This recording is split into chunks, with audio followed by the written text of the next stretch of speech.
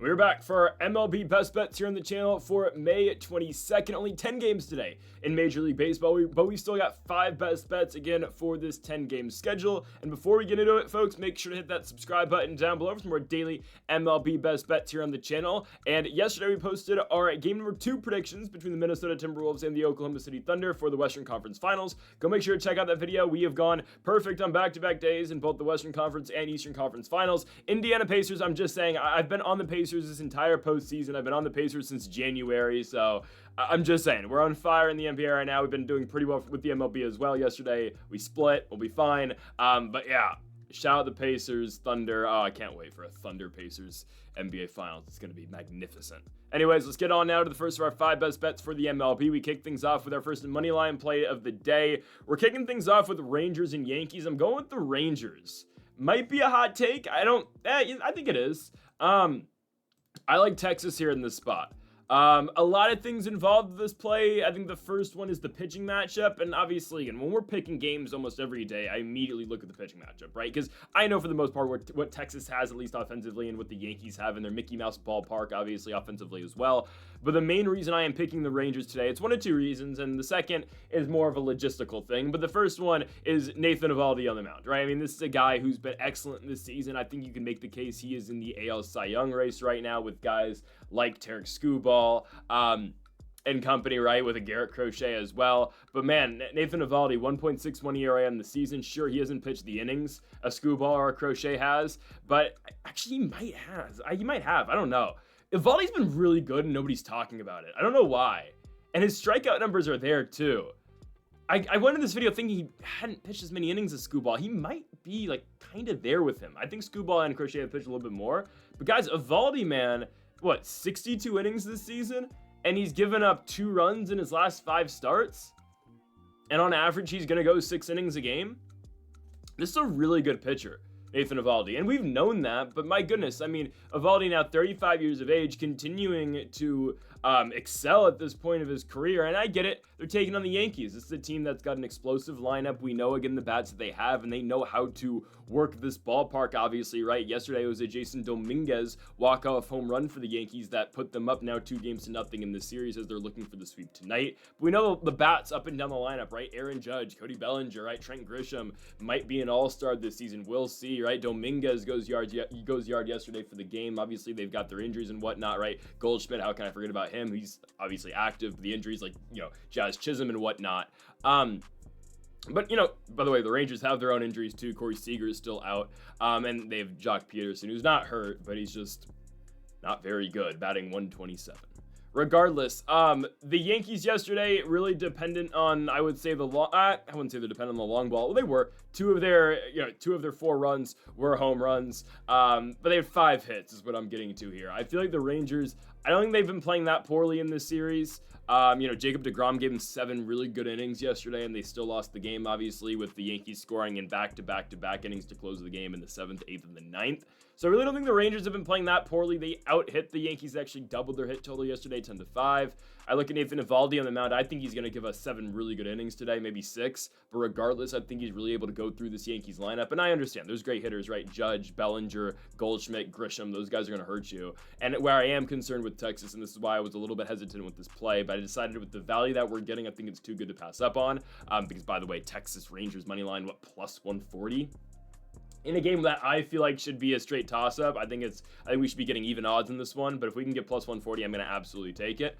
I do worry with the Rangers lineup, right? I mean, Sam Haggerty right now is arguably their best hitter. No, it's Josh Young, but oh man, if Haggerty and Josh Young are your best guys, Marcus Semien is still struggling. Adolis Garcia is kind of just what Adolis Garcia is at this point of his career. And again, I'm not saying he's going to remain this, but I guess a better way of putting that is what Adolis Garcia is this year. What he's going to be this year, I think, is just a great power bat at times who's going to stay. His average is never going to exceed 240. Really, I mean, that's kind of how I feel about Adolis Garcia right now. He's not swinging the battle that well. And then there's Jock Peterson, which I don't even know what to say about Jock. Legitimately, right? He was supposed to be a big, prize in the offseason. I remember there's a lot of Nationals fans talking about wanting Jock Peterson. Well, I'm glad we got Josh Bell instead. Because, right, Jock Peterson's being out hit right now by Josh Bell. Wyatt Langford, right, batting 250, still in the 2 spot. There's guys. I just think, again, I think the pitching matchup really favors us here with Eovaldi. Carlos Rodon going for New York, right, the southpaw. Rodon's been good this year, 3.17 ERA, but I'm okay. I think I'm going to, obviously tail Eovaldi in this spot. And I just got to throw it out here, guys. The Yankees have won, 5 games in a row, 4 games in a row. The last time they lost a game was last Saturday against the New York Mets. And we had the New York Mets to beat them. So we did bet against the Yankees the last time they lost, and I think it's about time they lose again as well. My other reasoning I forgot to mention earlier, I don't think the Rangers are getting swept, and I don't think the Rangers are losing 4 in a row. You just got to think about it from that perspective as well. Like, yeah, the Yankees are good. Are they that much better than Texas, especially with Eovaldi on the bump? I don't think so. I think eventually the Rangers' luck and fortune kind of has to turn around, and I think that is going to be tonight. So I'm going to take the Texas Rangers to go on the road to the Bronx. It's an early spot, 9:35 in the morning here on the West Coast. Obviously 12:35 over there in the Bronx. I'm taking the Texas Rangers to an outright great plus money opportunity here, plus 140. Give me the Rangers. Let's go on to our second best bet of the video. We move to our best player prop of the day. Now, I want to get this out immediately. Originally, I was going to go Bryce Harper over on total bases, but then I saw, I considered going Bryce Harper over 3 total bases or over 2.5 total bases to get plus money. Over 1.5 was at minus 170. I do want to say right now, I think Bryce Harper is swinging the bat phenomenally. I think with the Phillies playing in Colorado, my goodness, it has helped him right now. Harper was batting like 235 going into the series. Now he's batting like 275. He's been on fire, and I feel like the Phillies have been in Colorado this entire week because they have. This is their 4th game in Colorado. Today they're going to sweep. Regardless, originally I want to go Bryce Harper. I'm going to instead pivot to Yoan Moncada. I believe this is the second time we've had Moncada this season. No, we had Luis Rengifo earlier in the year. So our first Yoan Moncada appearance of the year. And I'm actually okay with this, okay? Yoan Moncada over 1.5 total bases. Yes, I'm sticking with the over total bases instead of hits, runs, and RBI. We've just seen a lot more success with this recently than the HRR, so I'm just going with this.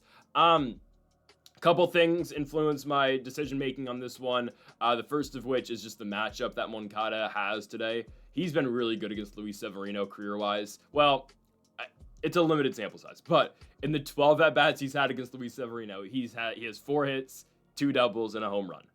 You know what? That's going to play, right? I mean, those are numbers that will play. There is some, historical backing to what this game is today, and I don't mind Yoan Moncada in this spot at all. I also do not mind Angels' money line here. I think they might sweep the A's. Guys, the Angels are on fire. They swept the Dodgers. They might now sweep the A's. Again, I'm not going 3 money lines for the second consecutive day. All I'm saying is I think there's a possibility. Okay, but I'm perfectly fine with Moncada as well. Yoan Moncada did not play yesterday with JP Sears on the bump because Moncada is a switch hitter but does hit much better from the left side of the plate rather than the right. Obviously, that's what he would have had to hit yesterday if he played against Sears or hit against Sears. But in Moncada's last game on Tuesday in Sacramento, right, 5 at-bats, but he had 2 hits in those 5 at-bats and a home run, 3 RBI, right? That easily clears that number for us, the total bases number. In his last 4 games, he's hit this line 2 of 4 times. But I think, again, it is very big to say, okay, there is, historical backing to this bet against Luis Severino. And arguably, guys, I don't dislike Severino at all. I just don't think he's been that great for the A's this season. And maybe it's just the point, and I'm probably saying this at the wrong time because he just had a really good start against the Giants. That was that 1-0 game that San Francisco won on the walk-off walk. Just the dumbest ways the Giants win baseball games, regardless. But Severino, I feel like he's been disappointing this year. ERA is 4.22, and I know that's really inflated because of the start he had against the Yankees. I don't know. I think it's a combination of the fact that, okay, he was the, one of the few, Athletics big free agency signings because they literally never do that. And I was kind of expecting more, I think. But I don't know. I thought Severino was going to be a little bit better than this. They gave him 3 years, $67 million, which, for some big market teams, that's not a lot. But for the A's, my goodness, that's a lot of money to tie to one player because they just don't do that. I don't know. I think I was expecting a little bit more out of Severino. I just haven't been overly impressed from what he's done this season. A guy who's supposed to be this team's ace. I don't know. I'm sure he'll be fine. But matchup-wise here, I'm going to, again, play off the fact that I don't think Severino's pitching his best right now. He pitched a really good game against the Giants. I don't think that's enough to get him straight back on track. I think the Angels are going to have a lot of success today. And really, I look at Los Angeles or Anaheim, what they're doing. Guys, this entire lineup's hitting the ball fairly well right now. Again, 5 consecutive victories going into this game. Actually, more because I believe they won... before that Dodgers series, they were in San Diego. I think they won the last game. They did not, excuse me. But, 6 consecutive victories, because this is a 4-game set against the A's. Yeah. So they've won 6 straight games against the Dodgers and the A's. They're going for 7 now. They're still under 500, aren't they? They're still 2 games under, my goodness. But the entire lineup sitting well. Like Logan O'Hoppy's in the ball well. Zach Neto's in the ball well. Man, Taylor Ward is, hitting the cover off the ball right now. So this lineup, again, it should be batting around a couple times here. At least I think Moncada is going to get a lot of opportunities in this game, regardless of the pitcher on the bump, right? He is a switch hitter. I know, again, he hits much better from the left side of the plate. And that's the opportunity we're going to get early in this game against a guy like Luis Severino. Daytime in Sacramento, ball should be flying. There should be a potential for a home run from Moncada in this game as well. And hell, look at the game last night played between the A's and the Angels. I mean, there were like 7 home runs that were hit over 400 feet in that game. Ball flies in Sacramento. The ball's only going to continue to fly in Sacramento as we get into warmer weather and into the summer because it gets hot out there in the valley. Technically, that's the valley. I think, no. Yeah, it gets hot. That's not technically Central Valley, but it gets hot up there in the north because Central Valley is more to the central and down the south. Regardless, it gets hot in Sacramento. I think Moncada is going to hit one out today. I think he's going to hit one out in back-to-back games. If not, 2 singles or a double. Let's get it going, okay? The Angels are on fire right now, and I think Moncada contributes to that tonight. Yohan Moncada, over 1.5 total bases. Really just screwed up that California geography. That's, yikes. Live in the state and everything. Anyways, Nerfy today. I'm going to Detroit. Yes, here comes the continuous Tigers glaze. No, but, guys, Detroit's really good. Okay, we had him yesterday. They took care of business on the road in St. Louis, winning the game 5-1. Quick side note, guys, I feel like Jordan Walker is literally the worst hitter of all time. Every time I watch the Cardinals, Jordan Walker's going over.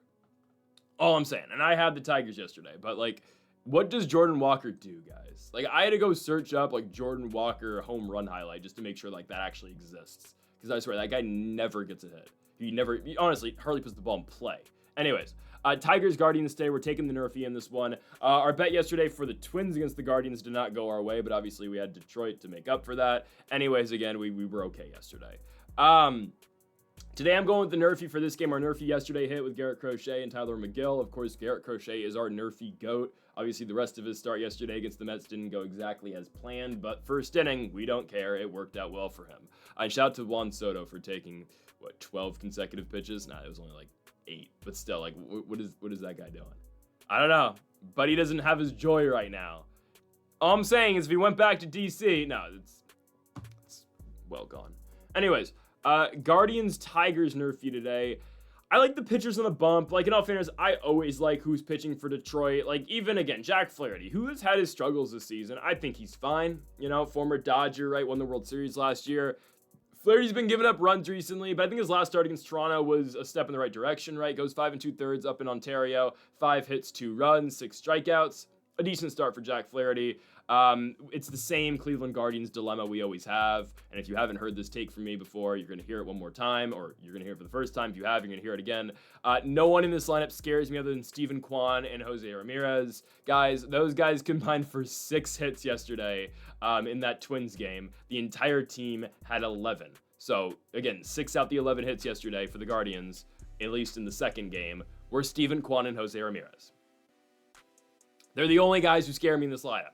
Manzardo, I'll be honest, no. Carlos Santana, he's a fossil. No, he doesn't scare me. I know he had a home run yesterday, a solo shot to put them up to 3-1. Does not scare me. Nolan Jones, does not scare me. Big Christmas, no. Austin Hedges, no. Martinez, not really. He's not bad. But it's just Steven Kwan and Jose Ramirez. So, Jack Flaherty, I'm imploring you, pal, to go out there and get us the outs against Steven Kwan and Jose Ramirez. But, again, the biggest out to get is Kwan, because he's the leadoff guy. If you can get Steven Kwan, okay, then Jose, J. Ram's batting with the bases empty. I mean, yeah, I could take you out the park. Probably not. It's one at bat. Again, I say this all the time with Nerfies, and we've been very good with Nerfies all year long. Again, we're coming off another victory yesterday in a Nerfy. Most of the time, it's easier for a pitcher to win. I say this all the time. Again, this is going to sound very basic, baseball, but it's very true. Take Steven Kwan's average, for example. This guy is one of the best hitters in baseball. He was an all-star last season, started in the all-star game. He hits for some of the best average, if not the best average in all baseball every single season. He bats .317. Steven Kwan goes to the plate 1,000 times. He's getting a hit in 317 of those. Break down the math even further, say his OBP. I don't know Steven Kwan's OBP off the top of my head. Let's just say it's 400. It's 377. Again, okay. Steven Kwan goes to the plate 1,000 times. He's getting on base 377 times. I'm going to take the pitcher, and I'm going to take a pitcher who I think is actually pretty good as well, right? Again, it's hard to hit a baseball, and it's hard to get on base in baseball. So I'm going to side with Jack Flaherty, okay? Other side of things, Detroit, team's great. Team is great. They do struggle at times hitting, and they're a team that's going to kill you late in games. Not always out the jump. Like, again, great positional or situational is the better word here. Great situational hitting all around by Detroit. I think Tanner Bibee going to be able to get outs. He's got a 4 ERA in the season. Did get blown up in his last start in Cincinnati against the Reds. Start before that was very good against the Philadelphia Phillies. 7 innings, 5 hits, 1 run. It's a pitch to contact guy. We'll see. Again, you're going to see the plethora of lefties in this game then for Detroit, obviously, with Bibee being a righty. So expect, again, right, expect Kerry Carpenter, expect, Riley Green, obviously he's always there. Expect Zach McKinstry. Those guys are going to be at the top of the lineup. I think Bibee's able to get the outs. Again, I think it's the tougher one, I'm going to be honest. I just think it is because I think Detroit, again, they are a scrappy bunch and they find ways to plate runs. But I think we're okay in the spot. Minus 125. Again, Detroit has been great for us all year long, regardless of if it's player prop, Nerfy, or Moneyline. I think Jack Flaherty's got us today as well. And let's just hope the Tigers' bats cool down just a little bit here in the first inning as well. I'm taking the Nerfy today from Comerica Park in Detroit, Michigan. Tigers and Guards. Go out there and give me 6 outs. Let's go on now to our 4th best bet of the video, and we go to our Nationals best bet of the video as well. Nothing changes. Same bet as yesterday, our daily Nerfy of the day. Now, okay, not daily Nerfy. Our daily Nationals bet is plus 1.5 for Washington. Same pitching matchup as yesterday. So yesterday they got rained out. That's why, again, we split on our best bets. We went 2 and 2.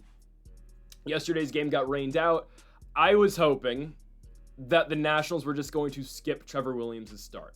I know it is May, and that's a tough discussion and a tough conversation to have with a veteran starting pitcher, and you just paid for 2 more years in Trevor Williams and sit this guy down and say, you know what, we're just going to skip your start because we don't want to see you pitch. But you know what? Not everything's sunshine and rainbows, man. It is what it is. I don't think it can get too bad for Trevor Williams.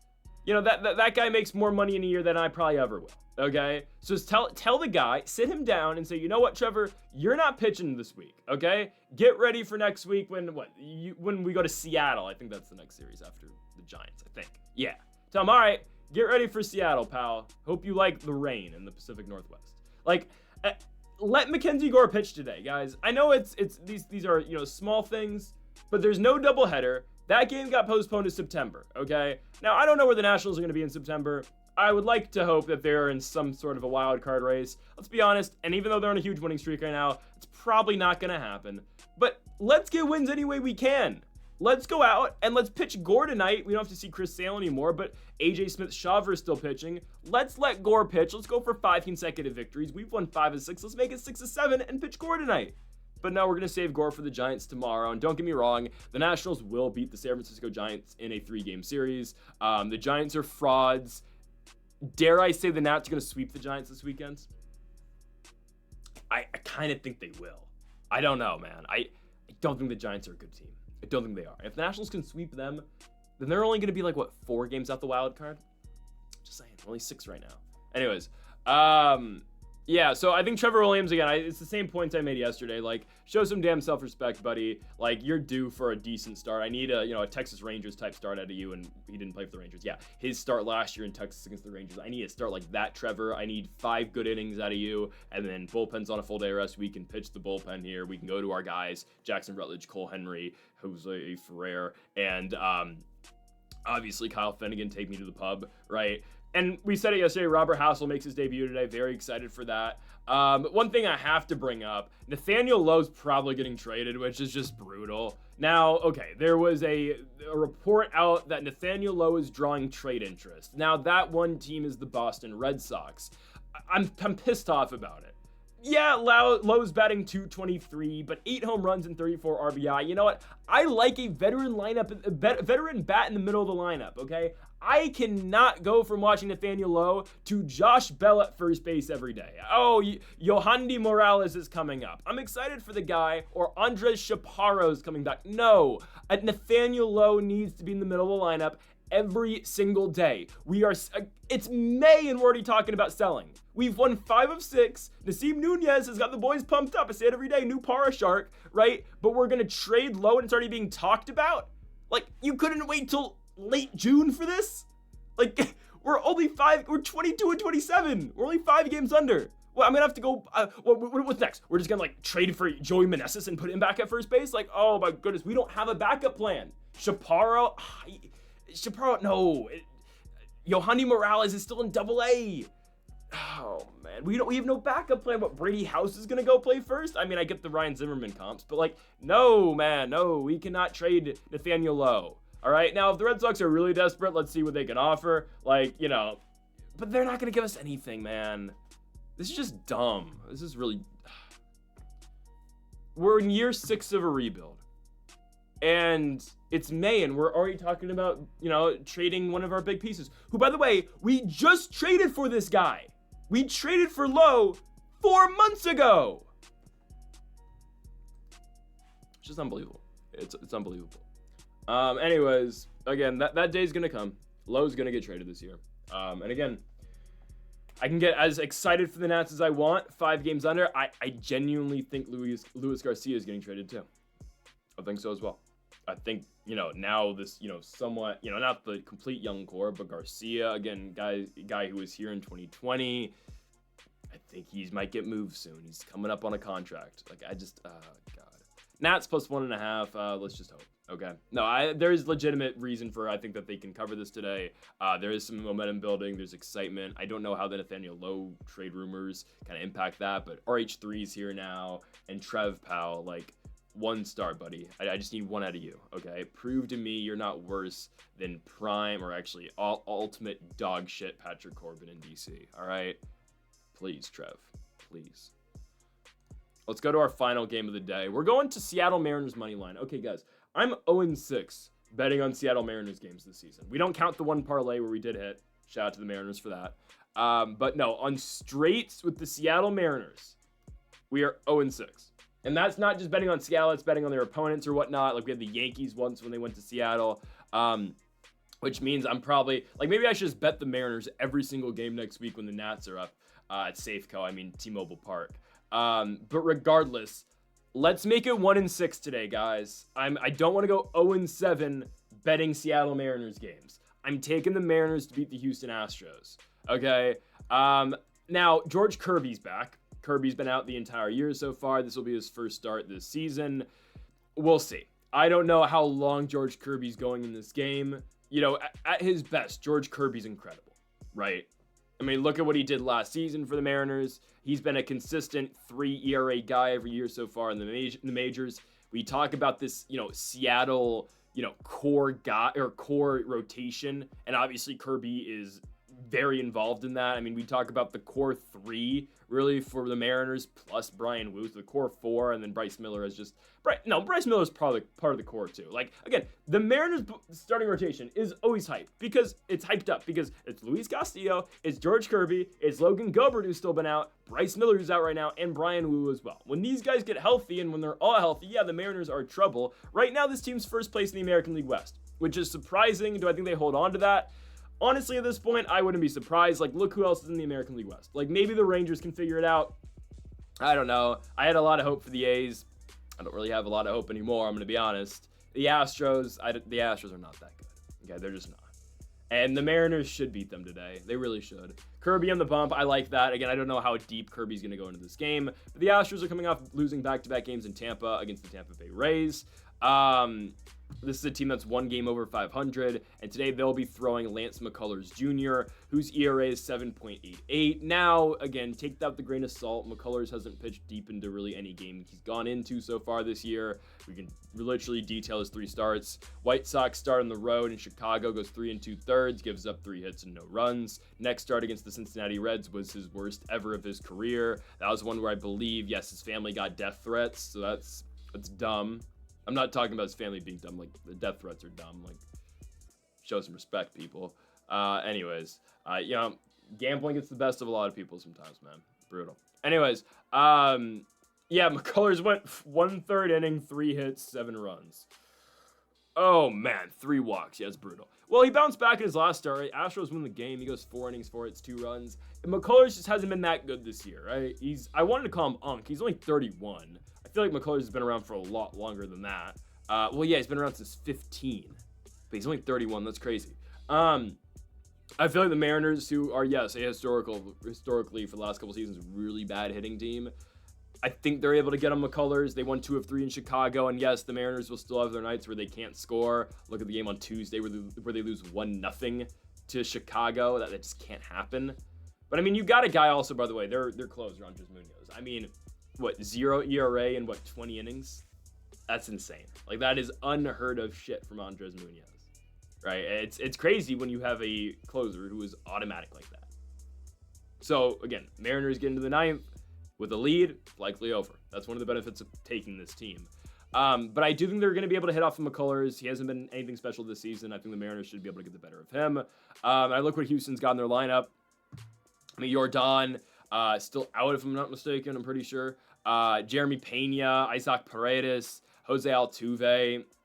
I mean, again, it's just an Astros team that doesn't move me at all, I'm going to be honest. I think Jordan's still out for like a week, right?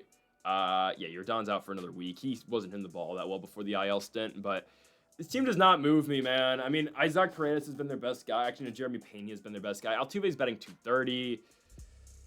Christian Walker has not been good. He's batting 200. Like, the team doesn't blow me away. I don't really know how they're even a game over 500 at this point. So I think the Mariners are so much better. They just got to show some capability of scoring, which I don't think should be too tough for them against McCullers. And we'll see again. I expect a mixed bag from George Kirby tonight, 100%. He could either be really good or really bad, but I think he'll be decent enough. I don't really fear the Astros lineup. I think the Seattle Mariners should be able to win this baseball game. So we're taking Seattle on the road at Minute Maid Park, -130 on the money line. Give me Seattle. And that'll do it, folks, today for our May 22nd MLB Best Bets. So, folks, thank y'all for watching it. Make sure to hit that subscribe button down below for more. Make sure to leave a like if you did enjoy the video. Make sure to comment if you do disagree with any of the picks. Folks, thank y'all for watching. And Mamba